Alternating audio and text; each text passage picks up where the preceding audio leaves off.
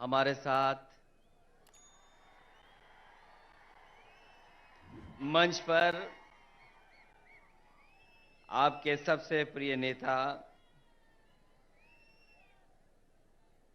और यहां के मुख्यमंत्री आदरणीय के चंद्रशेखर राव जी, मंच पर उपस्थित दिल्ली के मुख्यमंत्री अरविंद केजरीवाल जी, पंजाब के मुख्यमंत्री श्री भगवत मान जी, सीपीआई के जनरल सेक्रेटरी आदरणीय डी राजा जी और मंच पर उपस्थित सभी बीआरएस पार्टी के सभी वरिष्ठ नेता, यहां पर इस सभा में उपस्थित बीआरएस पार्टी के संगठन के सभी पदाधिकारी, मिनिस्टर्स, सांसद, विधायक,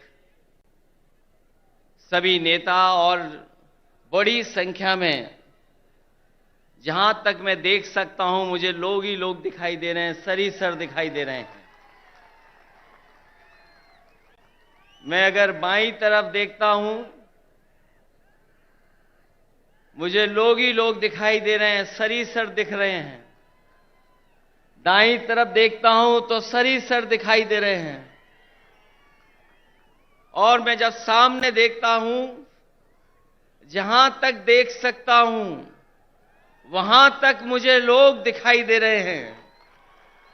मैं इस ऐतिहासिक धरती पर, खम्मम की ऐतिहासिक धरती पर, मैं आदरणीय केसीआर साहब का बहुत बहुत धन्यवाद और आभार प्रकट करता हूं कि यहां पर इतनी बड़ी संख्या में आपने बुला करके पूरे देश को एक संदेश देने का काम किया है। आज सुबह से लगातार हम लोग काम देख रहे हैं। मैं सामने जहां पर बिल्डिंग में हम लोग बैठे थे, ये इंटीग्रेटेड जो ऑफिस बनी है, कॉम्प्लेक्स बना है, एक ये उदाहरण है सरकारों के लिए कि एक जगह कैसे अधिकारी बैठ सकते हैं और जनता को तकलीफ और परेशानी नहीं होगी, एक ही जगह पर समस्या का समाधान हो जाएगा। ये खम्मम वो धरती है जिसने हमेशा इतिहास बनाने का काम किया है। यहां के लोगों ने बड़ी से बड़ी हुकूमत रही होंगी, ताकतें रही होंगी, उनके खिलाफ अपनी आवाज उठाने का काम किया है। यहां के किसान, यहां के नौजवान, अगर किसान कभी इकट्ठे हुए हैं और अपनी आवाज को बुलंद करना पड़ा होगा तो यहां के किसान इकट्ठे होकर के अपनी आवाज बुलंद कर करके उस समय की हुकूमत को हिला के रख दिया। मुझे उम्मीद है कि आने वाले समय में जो हालात हैं देश के, जिन परिस्थितियों से हम लोग गुजर रहे हैं, जहां भारत सरकार और खासकर भारतीय जनता पार्टी, जिसकी सरकार दिल्ली में है, एक एक सरकारें जो चुनी हुई उनको परेशान कर रही है। चाहे वो आपकी सरकार हो और चाहे आपके बीआरएस की पार्टी की सरकार हो, जो सहयोग और जो मदद और जो लोकतंत्र में सम्मान मिलना चाहिए वो सरकार सम्मान नहीं दे पा रही है। समय समय पर रुकावट कैसे पैदा हो, नेताओं को कैसे परेशान किया जाए, उनके खिलाफ क्या साजिश की जाए, उनके विपक्ष के लोग जो उनके सामने खड़े होकर के सवाल पूछते हैं, उनको किस षड्यंत्र से उनको दबाया जाए, उनकी छवि कैसे खराब की जाए, ये भारतीय जनता पार्टी की सोची समझी थी रणनीति के तहत काम कर रहे हैं। जो संस्थाएं हमें न्याय देना चाहती हैं, जहां से हम न्याय के लिए पुकार सकते हैं, उन संस्थाओं को भी दबाव बनाने का काम अगर कोई कर रहा है तो भारतीय जनता पार्टी कर रही है।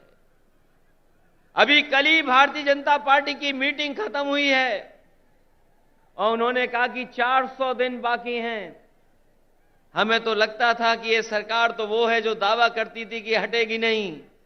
अब तो वो स्वयं स्वीकार कर रही है कि अब 400 दिन हैं। जो सरकार अपने दिन गिनने लगे,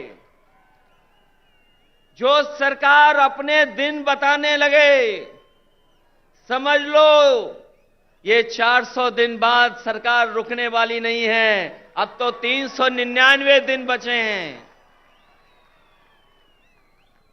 और जैसा कि भारतीय जनता पार्टी का समय समय पर जो बुनियादी मुद्दे हैं कि महंगाई कैसे कम हो, बेरोजगारी कैसे कम हो, हमारे लोग जो भारत छोड़ करके चले जा रहे हैं, कुछ लोग तो अपनी खुशहाली के लिए जा रहे हैं, लेकिन बड़ी संख्या में लाखों लोग ऐसे हैं जो धन दौलत उनके पास है, वो इस देश में रहना नहीं चाहते क्योंकि ये सरकार उनको रहना नहीं देना चाहती।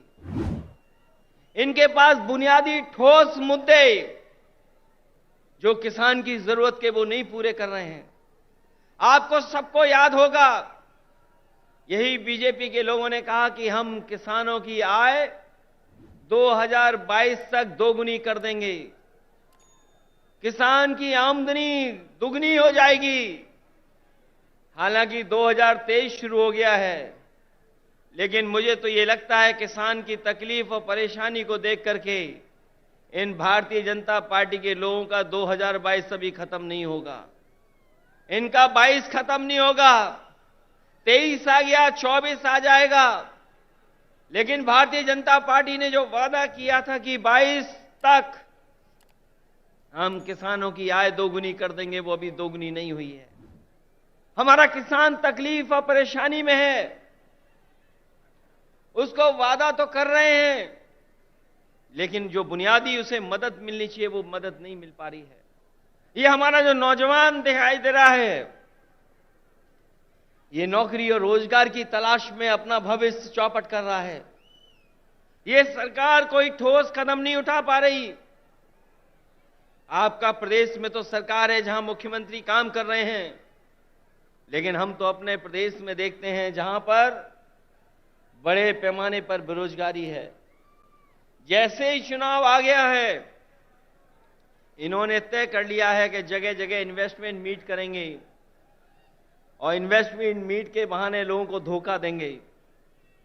ये प्रचार के माध्यम से धोखा देना चाहते हैं। वैसे तो समय समय पर देश के लोग और देश के जो नेता होते हैं वो G20 की अध्यक्षता कर रहे हैं, लेकिन इस बार इन्हें मौका मिला है अध्यक्षता करने का। मुझे लगता है कि केवल चुनाव के लिए ही प्रचार करेंगे, उसमें कोई ठोस कदम नहीं उठाएंगे। इसलिए आज जब हम इतनी बड़ी संख्या में लोगों के सामने इकट्ठे हुए हैं, जहां मुझे लोग ही लोग दिखाई दे रहे हैं, उनके सामने मैं कह सकता हूं कि अगर तेलंगाना में सफाया हो रहा है बीजेपी का, तो उत्तर प्रदेश भी पीछे नहीं रहेगा। आप अपने प्रदेश से हटाइए, यूपी से हम लोग मिलकर के उनको हटाने का काम करेंगे। हम यूपी वाले यही जानते हैं कि जिन्हें प्रधानमंत्री बनना है वो उत्तर प्रदेश जरूर आते हैं। इसीलिए आपने देखा होगा गुजरात से उत्तर प्रदेश आए। अगर गुजरात से प्रधानमंत्री बन सकते होते तो शायद गुजरात को नहीं छोड़ते, लेकिन उत्तर प्रदेश के साथ जो धोखा हुआ है उसकी आप कल्पना नहीं कर सकते हैं। मां गंगा हमारी पूजा का, हमारी आस्था का, हमारी संस्कृति की स्थान है। एक पानी का जहाज चला करके, विलासिता का जहाज चला करके न जाने क्या सपने दिखा रही है सरकार। और जिस मां गंगा को साफ हो जाना चाहिए था, मां गंगा वैसी की वैसी है, नदी साफ नहीं है, नदी को साफ नहीं कर पाए। मुझे खुशी है इस बात की कि जब मैं मुख्यमंत्री था उस समय आपके मुख्यमंत्री जी ने एक फैसला लिया था कि यहां पर किसानों के खेत तक और घरों में पानी पीने का कैसे इंतजाम किया जाए। वो जो इंटीग्रेटेड इरिगेशन सिस्टम का आपने शुरुआत की, मैं आपको बधाई देता हूं और जनता को भी बधाई देता हूं, उनका धन्यवाद देता हूं कि आपके प्रदेश से शुरू हुई योजना, जहां पर खेत को पानी, घर में पानी का इंतजाम किया, वही तो भारत सरकार नकल कर रही है। जो आज भारत सरकार नकल कर रही है वो कहीं ना कहीं आपकी देन है। जिस सरकार ने एक उदाहरण पेश किया हो, और न केवल इरिगेशन में और भी क्षेत्रों में, मैं ऐसे सरकार के लोगों को बधाई देता हूं, और खासकर मुख्यमंत्री जी को बधाई देता हूं।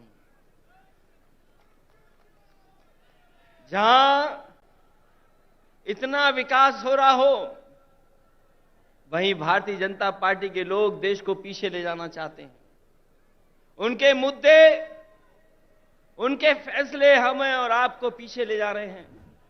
इसलिए आज जरूरत है प्रोग्रेसिव नेताओं की, प्रोग्रेसिव सरकारों की।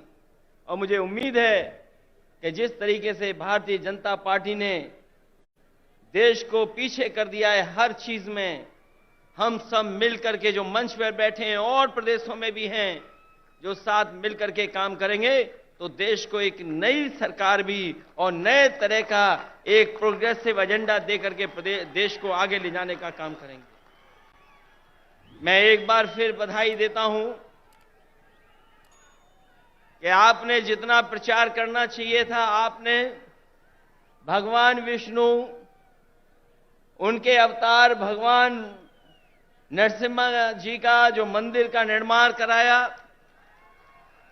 मैं आपको बधाई देता हूं।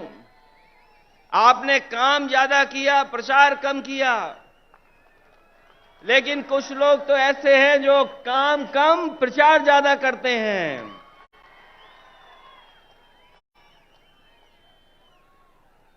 इसलिए जब अभी हम लोगों ने त्योहार भी मनाया है, हमारे यहां मकर संक्रांति का त्योहार तब मनाया जाता है जब सूर्य उत्तरायण हो जाता है।